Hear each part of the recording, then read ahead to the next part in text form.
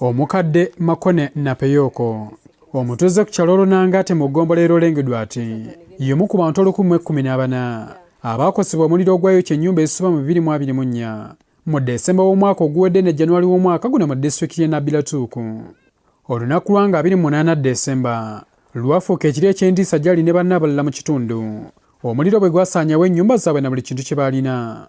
There was an outbreak of fire which began from the eastern side of the village, which actually affected a number of households in the village. Omuliro gwasaanyawo buli kimu mu nnyumba okutandikira kantu konna. Omuliro okukwata Napeyoko yali mu nnyumba agenda okufuluma ebweru nga buli waakuba eriiso gubombojja. Omuliro gwali gutuntumuka nnyo era nga gubunye wonna. Kata n'abaana gubookye era n'adduka n'embataasa. Kyokka ennyumba saalina ngeri ya kugizikiza.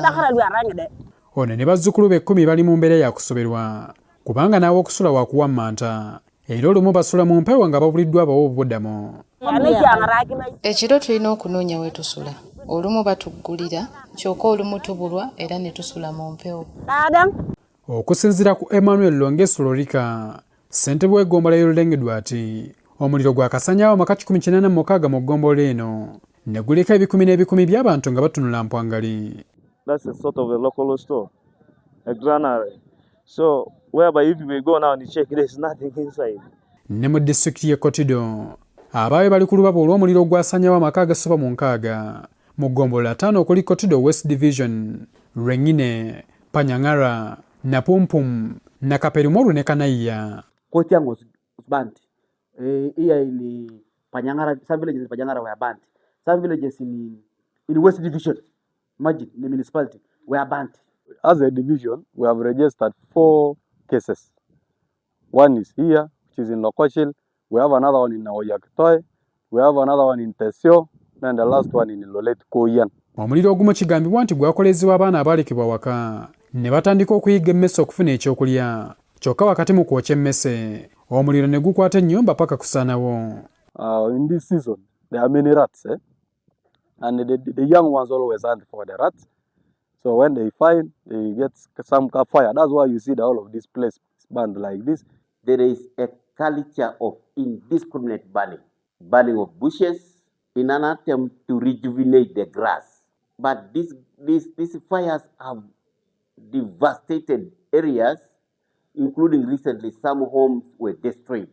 Johnny Bosco Apolotwalo omutuuze ku kyalo Lokokiro mu Kotido West Division agamba nti ng'oggyeko okusaanyawo ebyo mu nnyumba byonna n'omuwemba gwe baali baterese okulya ng'emmere gye bujja tegwalutonda.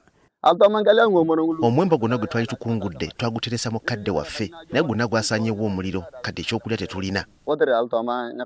Most of these are caused by the wind, you know. We are in a dry season. And you know when homesteads are burnt, that means food is burnt, shelter is burnt, everything goes to zero. Bano kati obwanga baboolekeza gavumenti bweppo n'ebitongole by'obwannakyewa bye balinamu essuubi okubadduukirira. Tusaba gavumenti eveeyo etuyambe kubanga tulinga abakomye banaafamu basenguse ne bagenda okunoonya ekyokulya.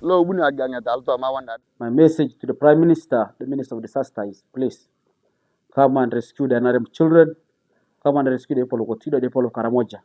Ekitundu ky'e Karamoja okumala emyaka n'ebisibo kitubagidde ebizibu by'ebbula ly'emmere olw'embeera y'obudde etebaganya kulima.